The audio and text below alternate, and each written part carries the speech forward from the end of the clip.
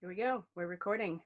Good morning. Welcome to Catalyst Energies. My name is Dee. Thank you for joining me. I'm so grateful that you're here. This is a special astrology report for June 30th, 2020, and the lead in to the full moon lunar eclipse that is happening on the 4th of July or the 5th of July, depending on where you are in the world.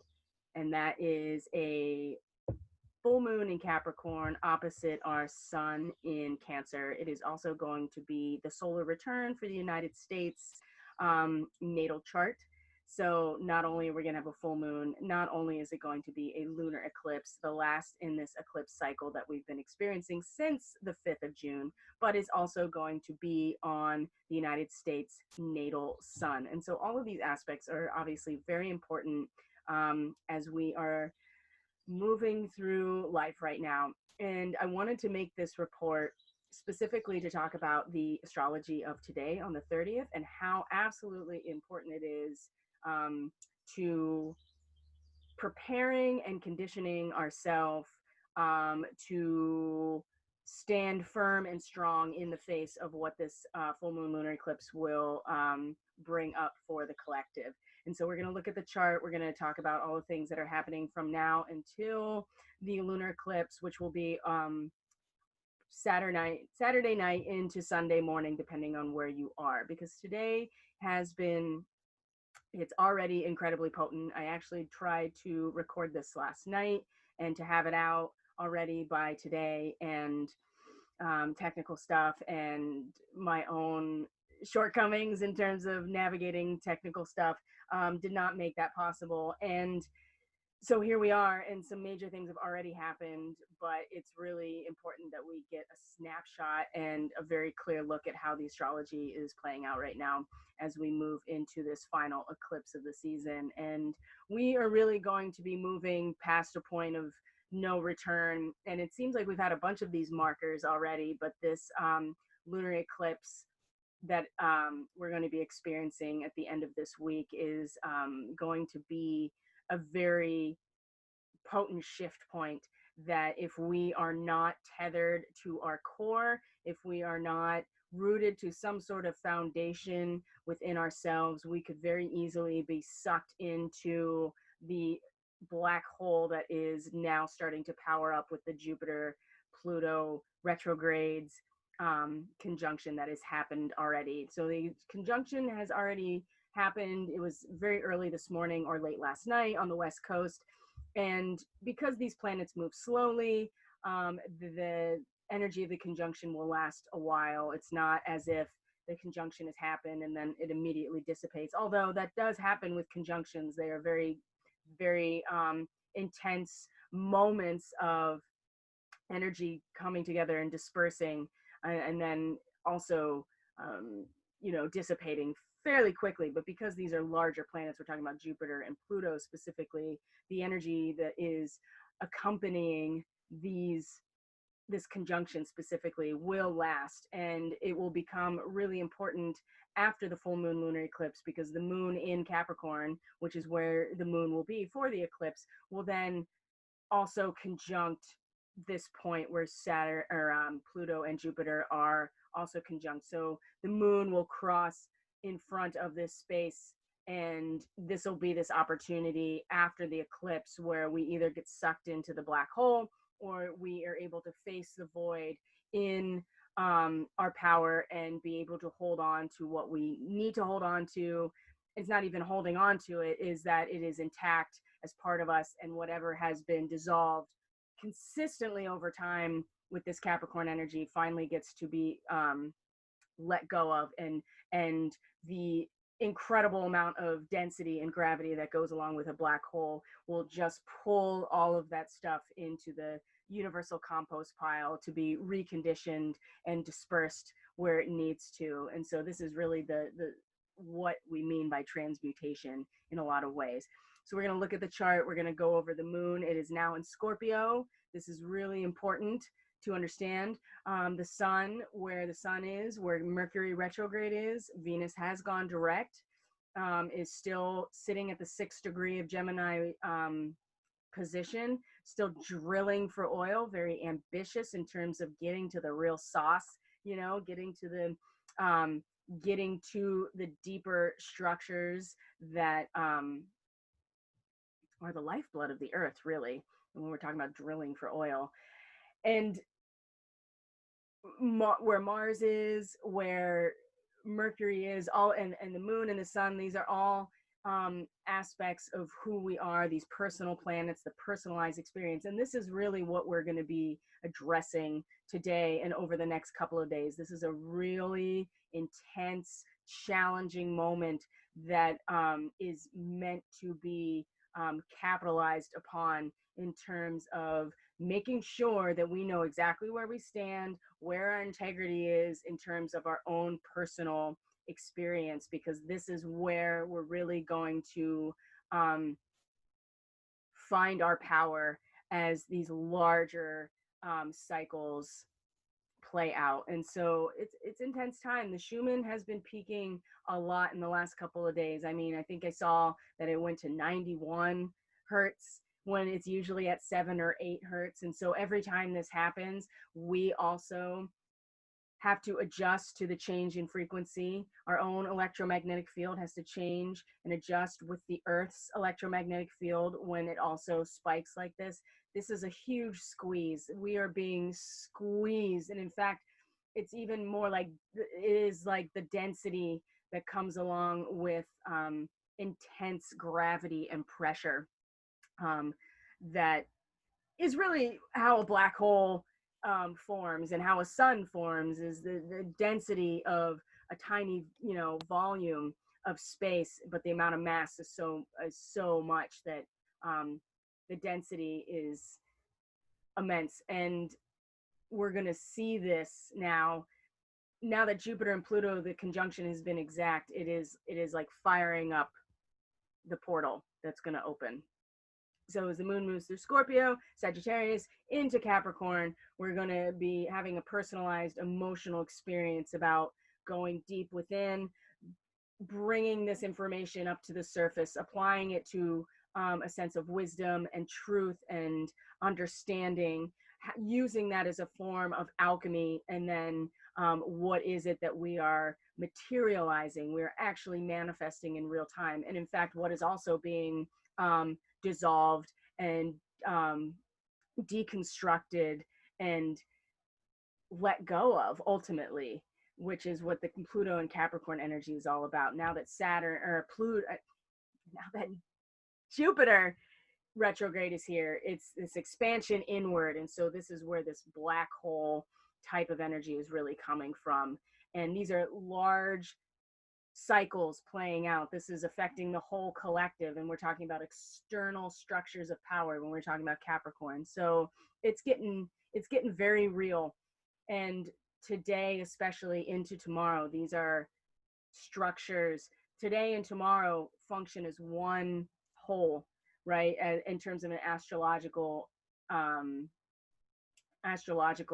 calendar, I guess, is what is happening today will in fact blend into what's happening tomorrow. And the whole moon in Scorpio phase is really one big chunk. And then as tomorrow ends, the Saturn retrograde will come back into Capricorn, and then the moon will move into Sag. And that'll be when we take everything we've learned today into tomorrow, and it becomes applicable to our own personal alchemy. And when the moon crosses in front of the galactic center at the end of Sagittarius and then conjuncts with our south node, which is our collective old paradigm, what we're letting go of, which is so close to the 0 degrees Capricorn, 29 degrees Sagittarius.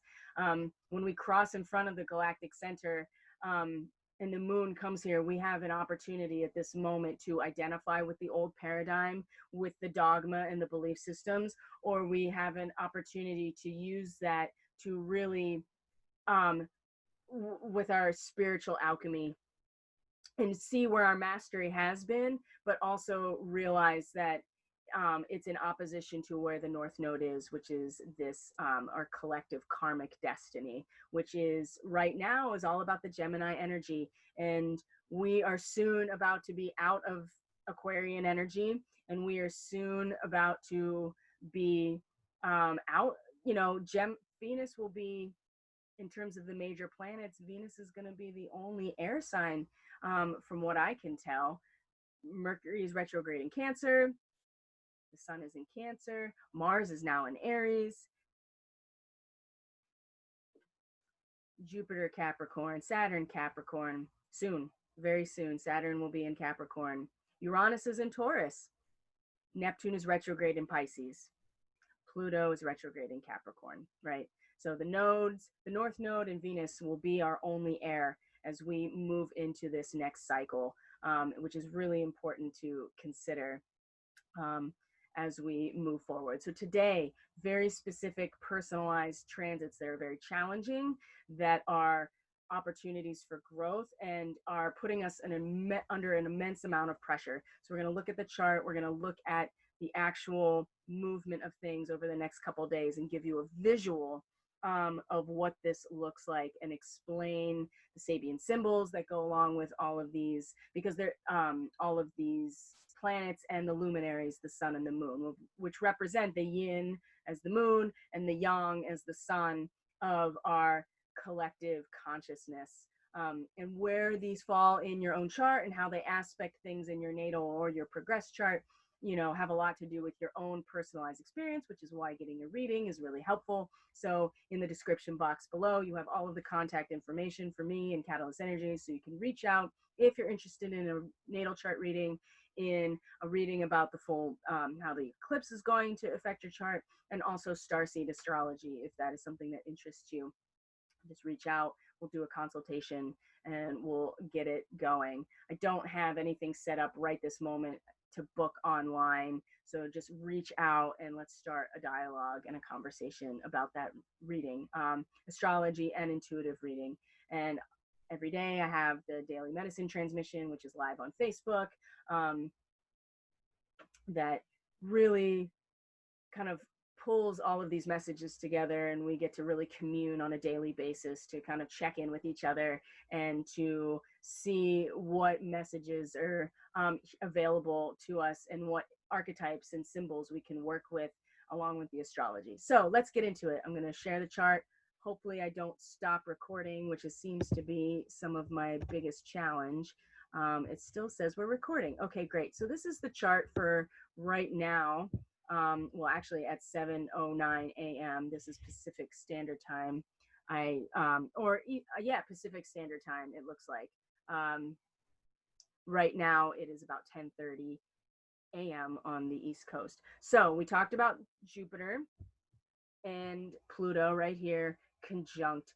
They're both retrograde. They are both in Capricorn, and now they are conjunct. What does Jupiter do? Expands, right? It is expansive. But something to think about Jupiter, and it's fire, mutable fire. Jupiter rules Sagittarius, mutable fire, changeable fire. It is the coal fire of the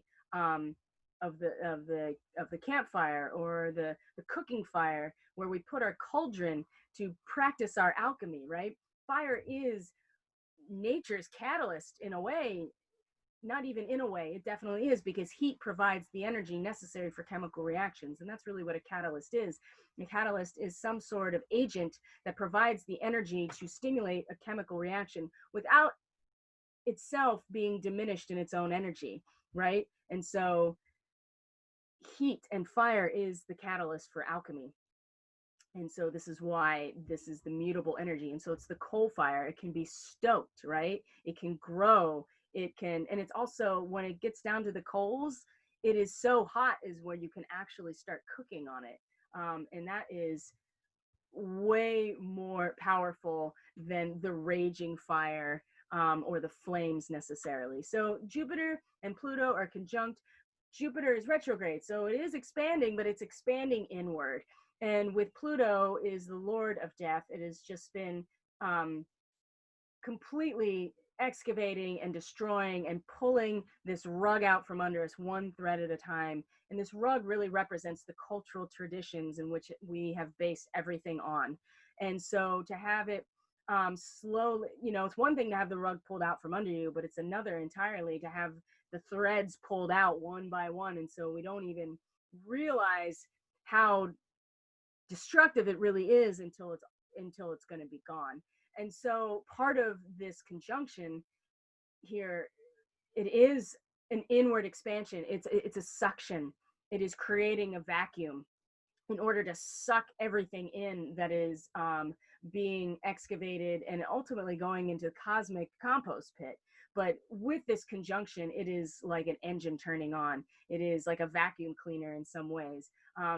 It is suction inwards. And this is going to be incredibly important right after the lunar eclipse, because the moon then is going to conjunct to this point in Capricorn, where at that point the portal itself, this huge Capricornian portal that is just pulling in everything that is ready to go and has dissolved or is on the way to being dissolved, all of the things, you know, there's no more time. And there is like this time, there is this aspect of a clock ticking that is part of this. And now this is part of it. The Jupiter and Pluto conjuncting is the engine turning on of this portal. So when the moon does cross in front of this right after the lunar eclipse, it's going to be this opportunity. Do we get sucked in? Do we emotionally identify with the portal and get sucked into it, and get sucked into the void, right? Because Pluto does rule Scorpio, and that's an important thing to remember about today, is that Pluto rules Scorpio and the moon is in Scorpio. We are emotionally taking this deep dive into the darkness, into what it means to have responsibility for the power that is created within communal relationships of any type, business relationships, personal relationships. This is where power comes from. We don't exist in a vacuum. And by the time we get to Scorpio, it is about camaraderie. It's about communal engagement. It is about the resources and the power dynamics that are inherent when we share resources. And these are conversations that need to happen, and they're so much deeper than what economic system we choose to put into place. Because if we have not dealt with these dynamics, it kind of doesn't matter, in my opinion, what economic system we put into place, because it will ultimately, if we have not dealt with power dynamics in general, there will always be a way to abuse them, regardless of the economic system that we put into place. So the portal is opening out there for the collective. So what's happening in the meantime? So again, the moon is in Scorpio. The moon does not like to be in Scorpio. This is a hard position for her to be in, because she likes to be contained. She wants to be in Cancer, right? This is the vessel. This is the Holy Grail. This is the womb. This is the containment, the actual root system. When the moon's in Scorpio, it's just, she can really sink to the bottom and not find her way out. And so there are a lot of amazing connections, though, that she's having today. And you can see it right here in the chart. All right. At the same time, there's going to be quincunx and inconjunct with Chiron and Aries. There is going to be a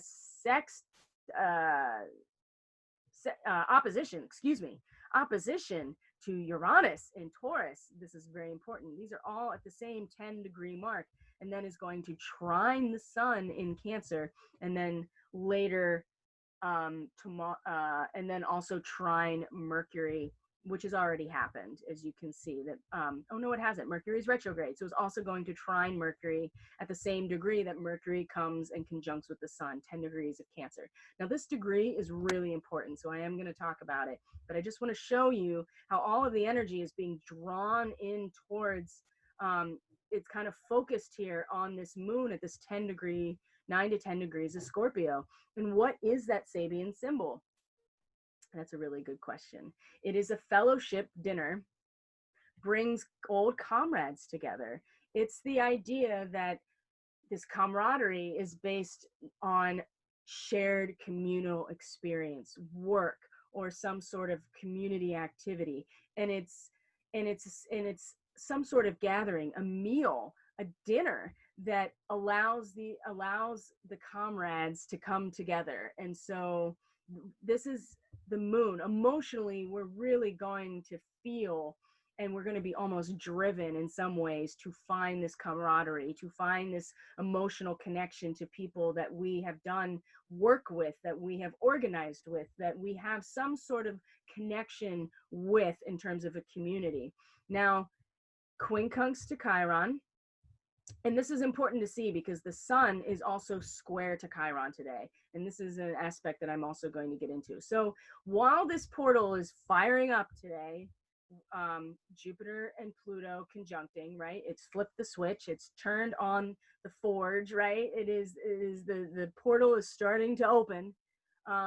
In the background, in the meantime, we have all of these personal aspects that are really going to challenge us. And it's, again, the Schumann has been blasting. It has been squeezing us, and it's to the point, it's even beyond squeezing. It is just pressure from the incredible amount of density that we are experiencing, as 3D is, like, as we're shifting out of it. And it's important that we allow this process to happen naturally, and that we accept what this process is, because otherwise, if we try to fight it, we're just going to, give ourselves a spiritual hernia, honestly, because we're going to strain against something that's so powerful and is so part of a larger activation process that we could really do some damage to ourselves. And you can really see that playing out already. And you have been for a long time. It's been months now, but this is like this is a pressure moment. And when we see what the degree, the Sabian symbol for this degree here, we are going to realize that pressure is the name of the game right now, and is a really apt visual and feeling experience for where we're going. So quincunx to Chiron, opposite Uranus in Taurus. Now, Uranus, again, tracking Uranus is tracking the awakening.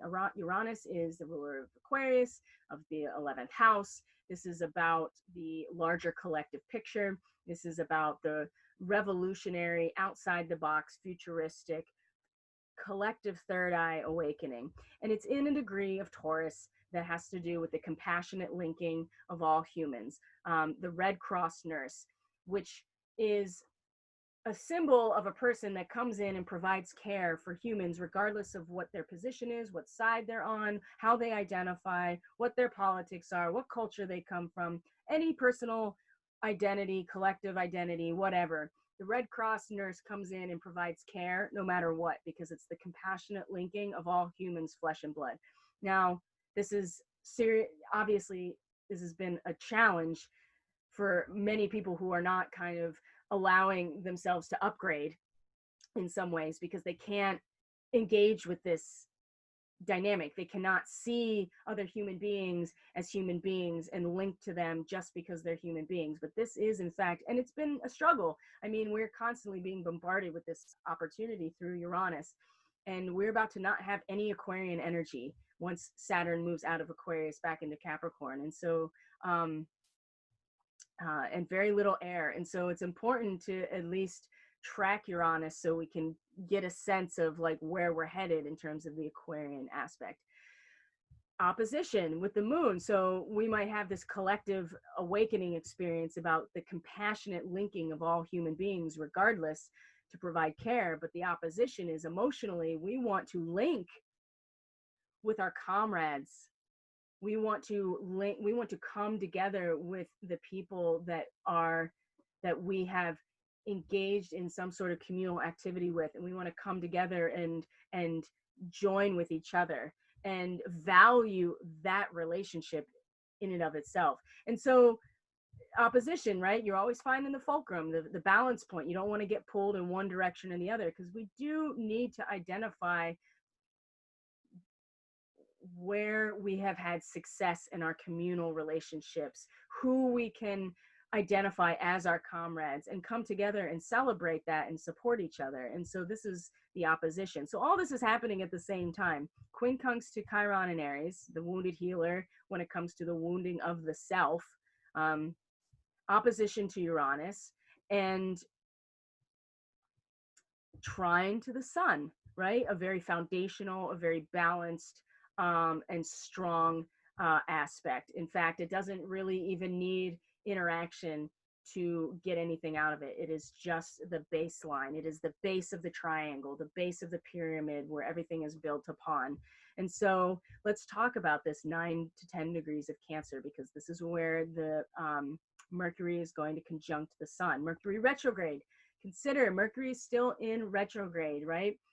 It means we are going mentally and in terms of short-term travel, and knowledge and learning and communication and language and motion. We're moving backwards. We are going back over old territory. We're reconsidering things. And so when we are expressing ourselves in this way, in terms of short-term travel, in terms of communication, information, ideas, data, empirical data, and the movement of that, we're going back over. And when we're in Cancer, again, we're talking about personal power, where we feel emotionally secure, where our root system to the core is. So 10 degrees of Cancer, let's talk about this. This is a diamond, a raw diamond, being in the first stages of its cutting process. This is an arduous and incredibly difficult moment, okay? Let's talk about what a diamond is. A diamond is one of the hardest structures, crystalline structures on our planet. A diamond is nothing more than carbon atoms. So diamond, even though it's crystalline structure, is completely 100% organic. It is carbon, right? And it is situated and connected in a structure. It is structurally connected that it makes it so strong that it takes an incredible amount of heat and pressure to break those bonds of those carbon atoms. It is the nature of carbon to be incredibly stable with whatever it connects with. Now, what is a diamond able to do? Hold an incredible amount of heat, because it takes so much energy to break the bonds of the carbon atoms that it holds heat, incredible amount of heat. It also has something called a piezoelectric effect, where it doesn't conduct, diamond doesn't, and this is quartz as well, silicon dioxide, silicon and oxygen together to create a molecule, quartz. Not organic, okay? But they both have a piezoelectric effect. What does that mean? That means that it doesn't conduct electricity, right? There are not electrons moving along a chain from atom to atom in the structure. But what is happening is that it is able to transfer energy along the surface, right? And that's what quartz does too. It is able to transfer energy along the surface. And so it is transferring energy, but not necessarily conducting electricity. And so that's why quartz crystal is used in a lot of our electronics, in mobile technology, and processing chips and all that kind of stuff, because it is able to transfer energy and can hold an incredible amount of heat. So diamond. So the amount of energy it takes to cut a diamond is immense. And so it is an arduous, painful, difficult process that this degree is at. So what is the sun? The sun is the yang of our consciousness. It is the center of our attention. It is the active aspect of who we are collectively, because we're talking about these collective energies, where the sun is for all of us. Being able to emotionally connect with our comrades, the people that we have shared some sort of communal experience with, and come together in some sort of fellowship. And we're talking about dinner, right? A dinner, a meal, some sort of sharing of food, of a sustenance. And you know, in a lot of cultures, the meal is a huge social occasion, is completely supporting this this process, this process of shaping us from our raw form, right? The crystal structure is already here, it's in its raw form. It's now using energy to shape us into our best version of ourselves, right? And where the moon is right now is absolutely supporting our connection to our comrades emotionally, is absolutely supporting the baseline. The connection to the sun is providing a baseline for this cutting of the diamond, so to speak. Now, this is also where Mercury retrograde is going to conjunct the sun. So not only that, but we're going to have this mental, communicative, empirical experience of knowledge around that. So not only is it going to be in our heart space, and we're going to identify with this of who we are, like an expression of our outward personality, we're also going to have a mental experience of it. And we're going to go, and that means that we're going to go back to this later as Mercury is direct before exits shadow. So we're going to come back to this point later in July. And so it's going to be important to kind of remember what's going on right now. So the other thing I wanted to, so this is just the moon in Scorpio, this 10 degrees, 9 to 10 degrees of Scorpio, having all these relationships. So there's something very important about the camaraderie and the fellowship that goes along with communal experiences with people. And that is really, like I said, Scorpio is about the shared experience, the shared resources. And that is why it's so hard and so dark in a lot of ways, and why it represents the dark night of the soul and death and rebirth, because these are the ultimate dichotomies. And power is about the relationship we have with other and the resource that we share. And sometimes that resource is the emotional connection we have. Sometimes the resource is actual money that we share in a business or in a domestic relationship. But power comes from the relationship, and there's a lot of trust and responsibility and intimacy that goes along with this. And the moon here is really drawing our attention to the camaraderie, the fellowship, by coming together with people that we have had communal experiences with and created a resource by sharing something together. Chiron in Aries is going to square the sun. Okay, so what is the degree that Chiron in Aries has been? This has been in a situation where traditional images, a teacher is able to show the symbolic meaning of otherwise traditional images. And this is really playing itself out in a lot of different arenas right now. And we're talking about Chiron, we're talking about the wounded healer, right? The victim versus the savior, identifying with our wound instead of healing from it, and taking empowering ourselves to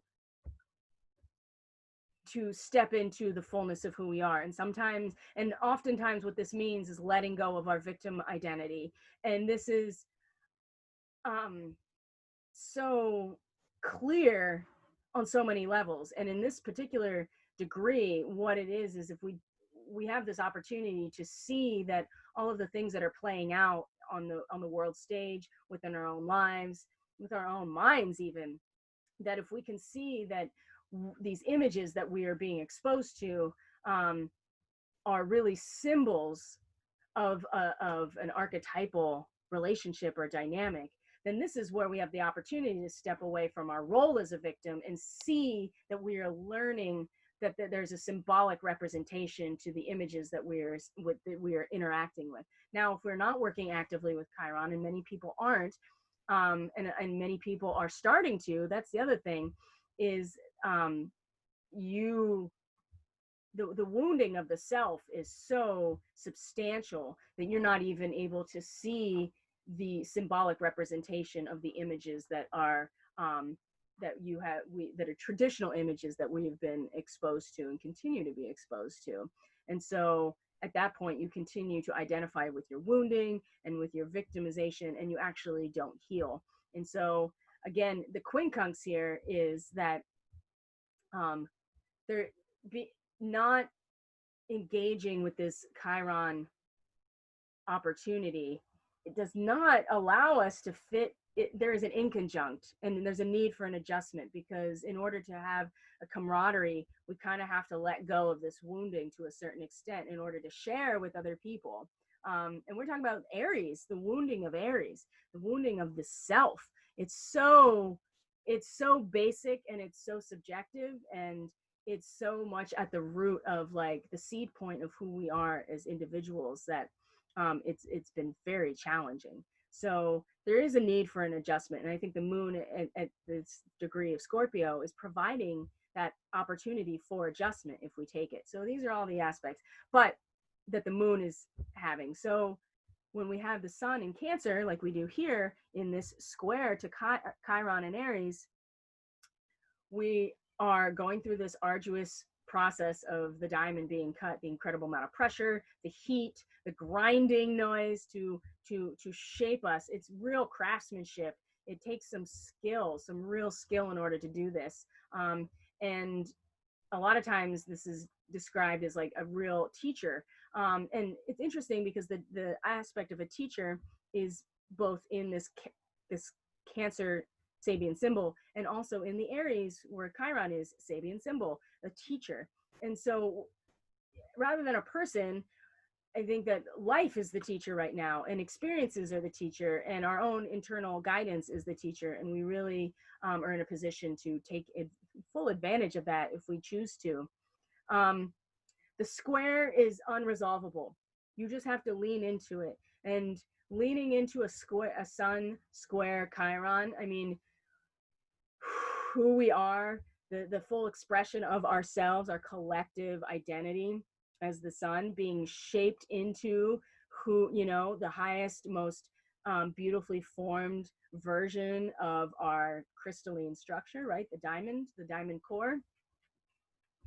And this is all individualized still, right? Aries and Cancer are still in the individual part of the zodiac at the bottom of the bottom half of the chart. We're still talking about ourselves individually. This square, again, if we have not engaged with the Chiron, the teacher that is teaching us about the symbolic representation of the images that are activating this wound over and over. Even if we are engaging with Chiron, it's still going to be a challenge with the square. Where's our personal integrity? Where are we being rooted? And do we trust this shaping process, even though it's exposing us to an incredible amount of heat and pressure, and really like laser focus in order to cut this diamond? Are we, what are we learning from this? Like where do we resolve our own discomfort in this situation, and step out of our victimhood and see that what's happening is a representation of all of our collective wounding and victimization, and not identifying with one aspect of it or another. So either way, it's a huge challenge today with the sun squaring Chiron.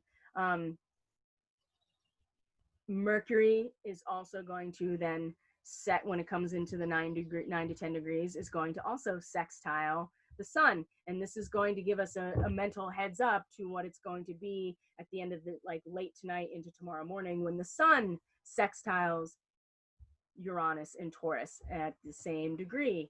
And this sextile is a harmonious opportunity, a moment of opportunity where you can, it's balanced. You've kind of started to come up out of the depths of the 5, right? The 5 in the tarot is always like the most challenging card. And then the 6 is like the first moment of ascent out of that pit, basically.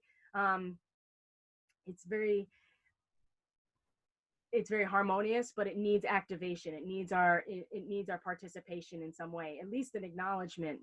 Whereas a trine, for instance, right here, we don't even need to participate in this. It is just there to be the baseline for everything else building on top of it. But the sextile, the 60-degree angle, is a Star of David. It is the triangle and then the inverted triangle, you know, into this sacred geometry. And so it require us to kind of invert the trine onto itself, and that is where we engage with this energy. So again, this compassionate linking of all humanity as being really the pathway to like the collective awakening is really really going to harmonize and give us an opportunity to engage with our collective expression of who we are, like really getting cut into the most beautiful, perfect shape that we can. But it's not going to come without some real struggle. And all this while the moon is, you know, moving through Scorpio. So this is just today, and we're going to look at tomorrow as well, because in my mind they're kind of all the same. So we're looking at July 1st. Now you can see how everything is shifted.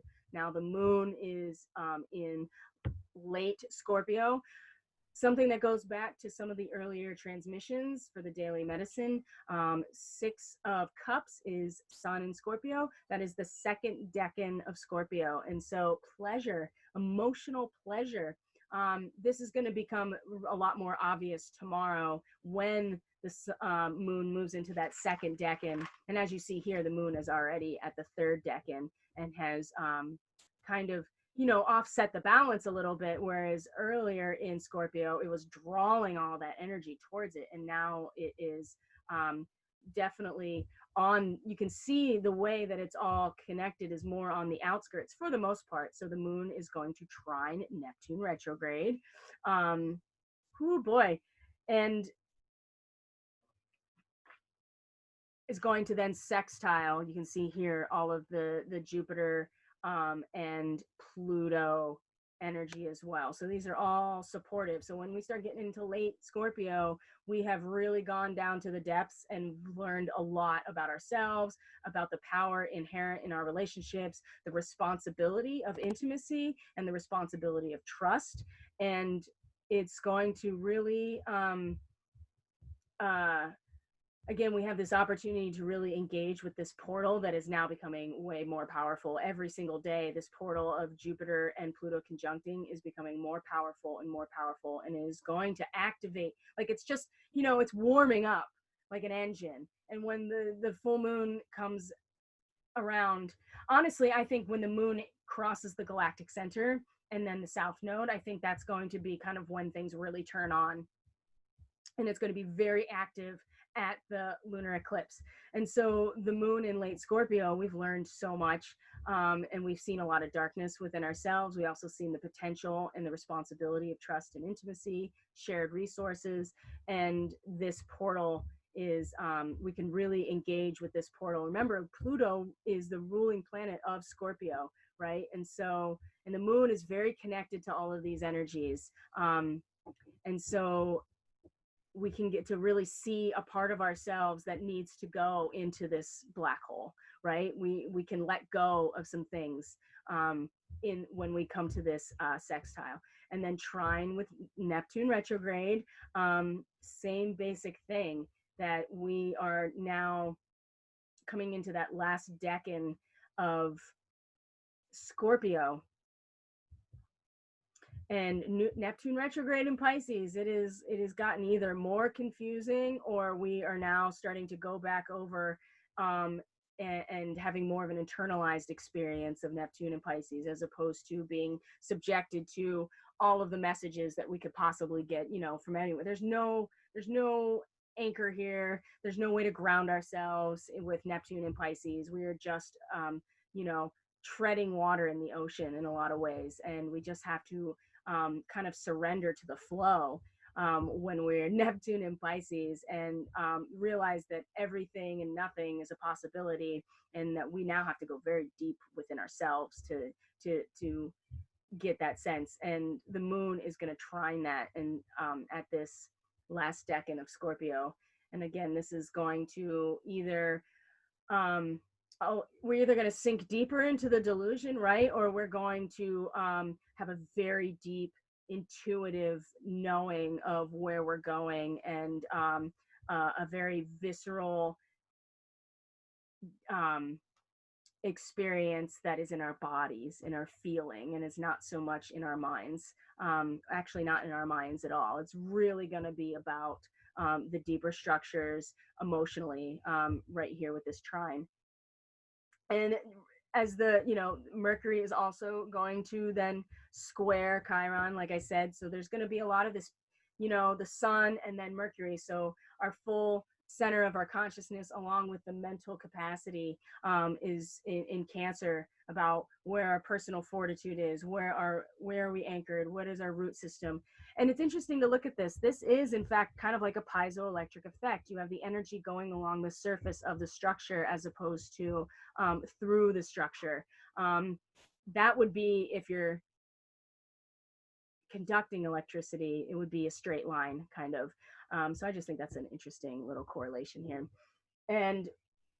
But yeah, we're going to have the sun and then Mercury in Cancer, kind of like paint, tag teaming in some ways, making it really clear to us when it connects to in the different ways with Chiron, with Uranus, and with each other.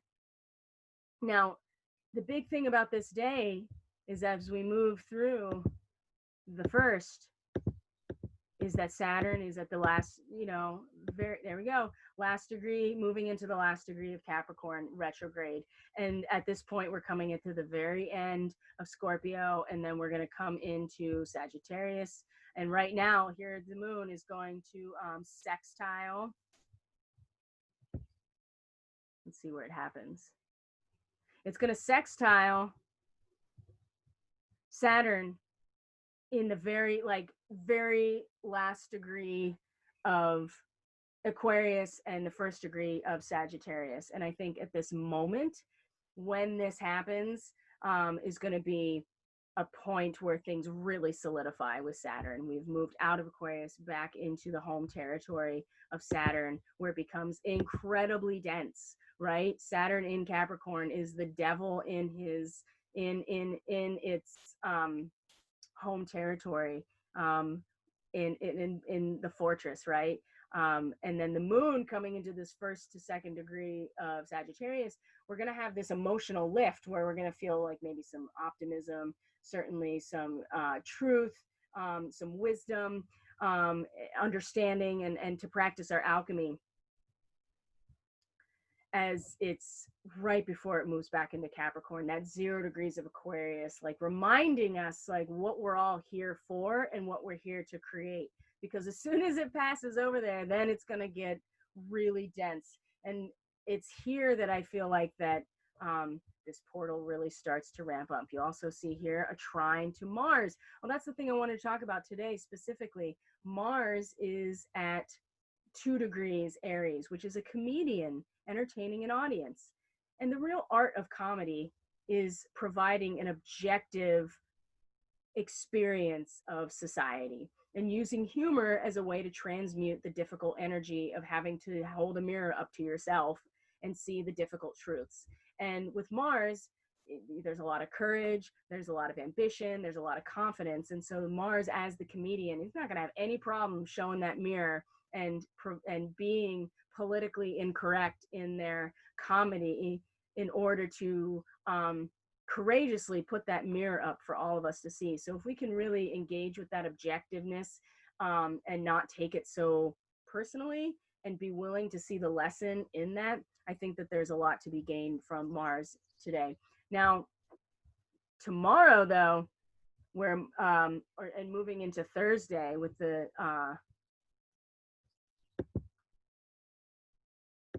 you can see here.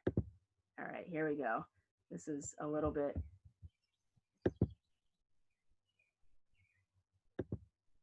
Yeah, right here into either the late hours of tomorrow night or early Thursday morning. The moon is then going to trine Mars in Aries as well. And so this is also too, like what is it that we are ambitiously and courageously moving forward with? Like what is our task as the warrior? And with the moon in Sagittarius, again, this is about understanding, this is about wisdom, it's also about belief and dogma and judgment. And so this trine here is really going to support, are we optimistic? Are we using our understanding for spiritual alchemy and allowing the fire and the cardinal action of Mars and Aries to help ignite this? It really depends on where we're sitting with all of these things, but especially with Chiron, I mean, this is a big part of it. This is why today is so important, to get these kinds of things hashed out within us, because as we move through the rest of this week towards the lunar eclipse, it's just going to get more and more heated. And if we are not anchored and accepting of where we are in terms of our active consciousness and where our minds are, I mean, we really could, it could just be really destructive. Let's put it that way. And you also can see here that the moon then is also going to oppose Venus on this day as well. On the 2nd, Venus is now moved into the next degree of Gemini, and so the moon in Sagittarius, emotional, and these are two aspects of the divine feminine. So one is in this like mutable fire energy that is here to participate in alchemy, but we also have Venus, which is about what we value, what we love, in Gemini, which is still about empirical data and is about the facts and is about taking in information and not solidifying it into a belief, but just to participate in the mental process. And this is also going to be a challenge emotionally. And along with that, the moon is also going to trine Chiron in Aries. So you can see how it's going to get really heated as the week goes on. And depending where you are situated emotionally and what work you've done on yourself, how these are all going to potentially play out. So here you go. And you can see here, there's a quincunx to Mercury, and then there's going to be a quincunx to the sun. And we have the opposition to Venus, another quincunx here between Uranus, and then this trine to Chiron. So where the moon is moving into that second decan of Sagittarius is very much going to form the baseline with this Chiron energy. And this is where it's going to start getting really, I think it's really going to make a difference how you are working with this energy and what comes out of it. So as we move into the 3rd, you're going to see that, let's see here.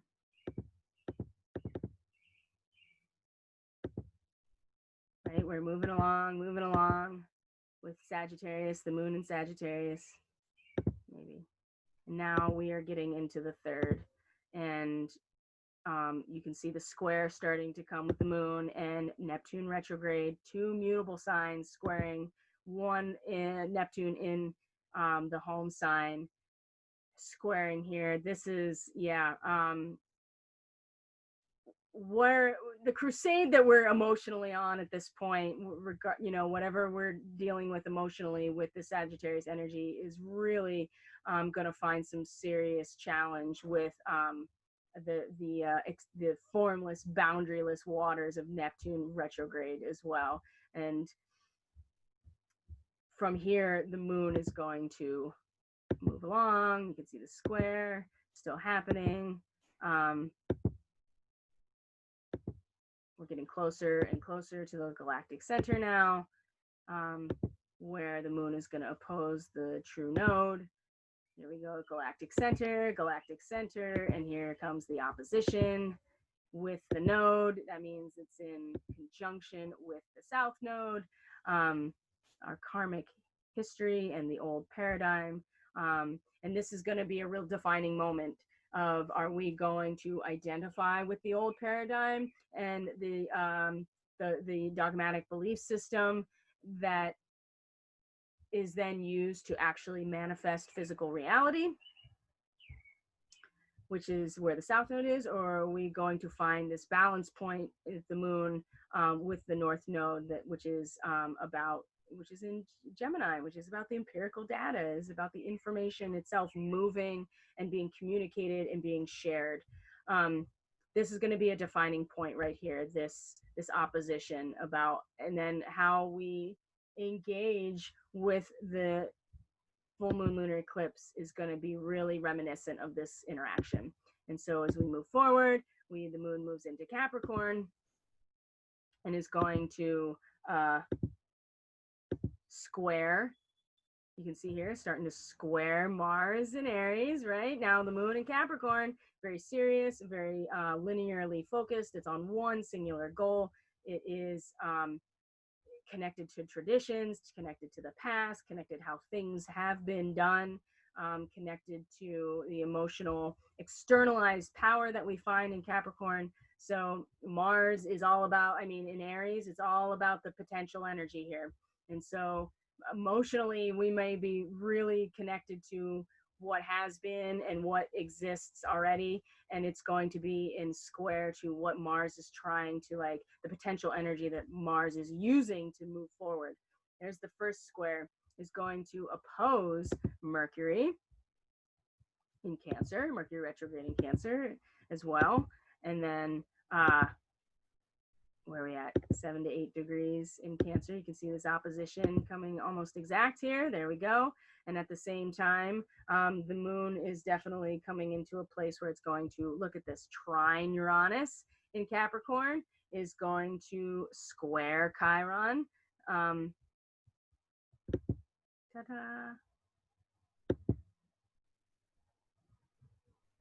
Square Chiron. Look at that. Trine Uranus, square Capricorn, opposing Mercury retrograde. And then we're coming into now, like really into the window of the eclipse, which is going to be at 13 to 14 degrees, Cancer Capricorn. And there it is. And I'll talk more about that in the next video as we do the solar return for the US.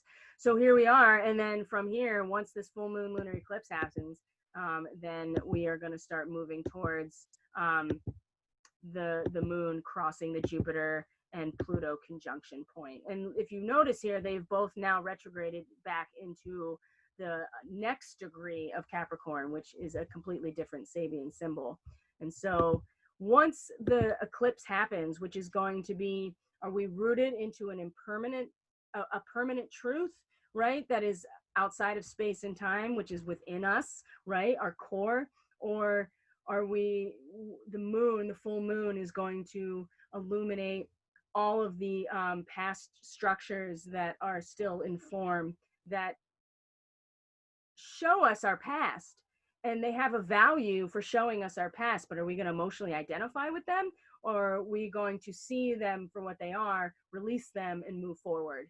And this is where, when we make that decision, how we respond as the moon crosses Jupiter and Pluto conjunct is going to impact whether or not we get sucked into this black hole along with everything else that needs to go, or if we're going to stand firm and be tethered to the core of this diamond structure in the earth. So here we go. Interesting. So that's kind of the rundown of the next couple of days. Today is really important. I'm going to move right over into the daily medicine transmission, because the reading is definitely very intense for today as well. So please take care of yourself. Lots of hydration, lots of rest.